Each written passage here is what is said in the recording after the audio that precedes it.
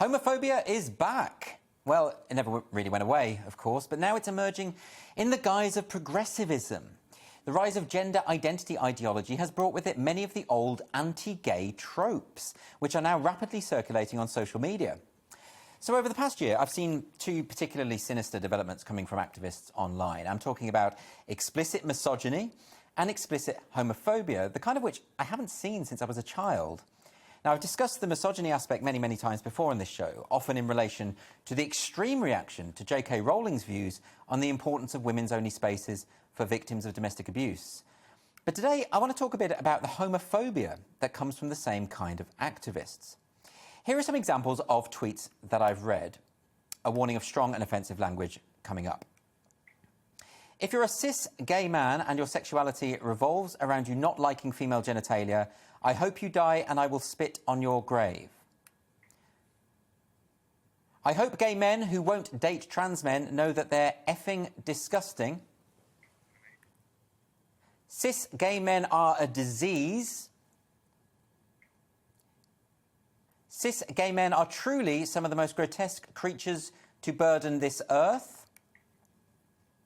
I hate cis gay people with a burning passion. Cis gays don't deserve rights. I'm sorry, y'all, I really am, but they don't. It's time to normalise homophobia. Now, I've said before, I don't trust news reports that take a couple of examples of something from Twitter to imply that there's a trend when there isn't, because you can find anything on Twitter. But I started seeing tweets like this last year, and to be honest, I just wrote them off as aberrations. I thought these are just the usual lunatics you come across on social media from time to time, and then I looked into it. Now, the examples I've quoted are very much the tip of a colossal iceberg. There are thousands and thousands of these kinds of tweets. And if you're interested, or if you don't believe me, you can check out a website called Woke Homophobia, Anti-Gay Hatred and Boxer Sealing Abuse. Caution is advised, because some of the content is genuinely hateful and odious, but it will give you a sense of the extent of this problem that very few people are talking about.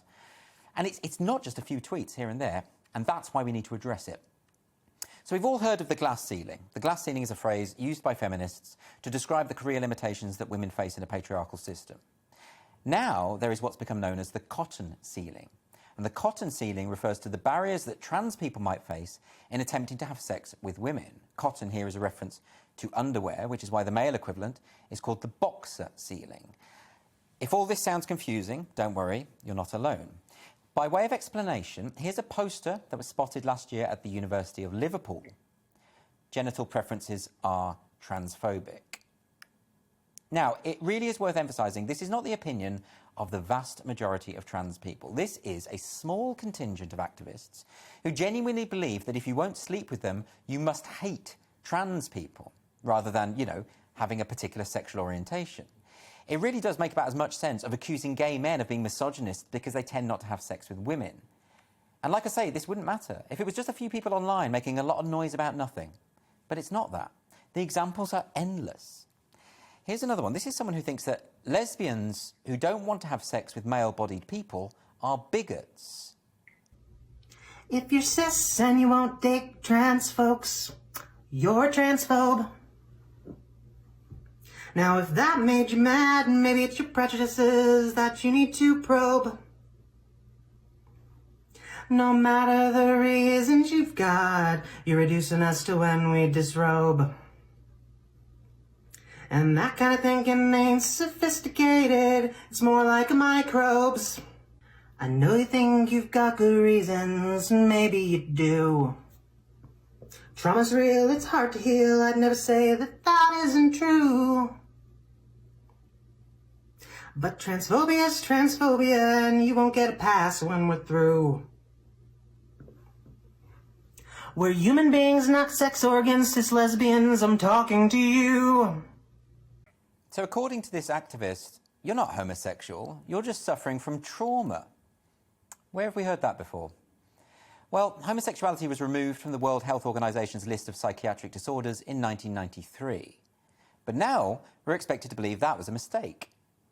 Remember back in the 1980s when anti-gay ideas were openly expressed, often even on primetime television? You would hear statements like, oh, he just hasn't found the right girl yet, or that lesbian just needs a good bloke. it would appear that all of these homophobic tropes are now being rehabilitated. We still hear them occasionally from the far right, of course, but now we're also hearing them from woke activists. But why? Why would those who claim to be fighting for tolerance and inclusivity be berating gay men and lesbians for being attracted to their own sex? Well, the answer lies in the recent proliferation of gender identity ideology, which posits a kind of religious belief in a sort of sexed soul, one that is unrelated to our anatomy. Of course, anyone is free to claim a gender identity. That's their business. It's just that the vast majority of people don't. I don't identify as male. I'm simply biologically male. It's a fact. And this notion of gender identity is not to be confused with gender dysphoria, which is when someone feels so uncomfortable with their body that they need to present as the opposite sex or undergo surgery. Gender identity ideology is a very different thing, and it's based on the complete repudiation of the significance of biology. And this is the problem. There is a general confusion now about what it is that trans activists are proposing. Virtually all of us support equal rights for trans people. I certainly do. But that's because we understand and we care about people with gender dysphoria, and moreover, we value individual liberty. But this new ideology is something else, and the distinction is often overlooked. Again, I must emphasise this. The vast majority of trans people do not deny biological sex differences. Why would they? As the trans writer Blair White has pointed out, if there's no such thing as biological sex, there's no such thing as being trans. So if it's only a minority of activists who are claiming that biology doesn't matter, or verbally abusing and threatening gay people for being attracted to their own sex, why should we worry? Well, we need to worry because this belief system, although not popular, now underpins major policy changes and new initiatives in education, in politics and the corporate world. Stonewall, a charity that used to fight for gay rights, has led the way towards this kind of thinking. Stonewall redefined homosexual on its website and resource materials as same-gender attracted. But that's not what homosexual means at all. It means same-sex attracted. Lesbians aren't attracted to people who identify as women, they're attracted to women. It isn't transphobic for a lesbian not to want to have sex with someone with a penis, even if that person identifies as female. A person's sexual orientation is their own business, and nobody has a right to be in someone else's dating pool. And as we've seen from the recent exodus of organisations from Stonewall's Diversity Champions scheme, many people are waking up to the problem. Some of Stonewall's founders, such as Matthew Parris and Simon Fanshawe, have criticised Stonewall for its intolerance of anyone who disagrees with this new ideology. The actor Simon Callow, who himself campaigned for gay rights, has described Stonewall's views as tyrannical. This is because Stonewall and its supporters have now got into the mindset where anyone who has a contrary view must be a hateful transphobe.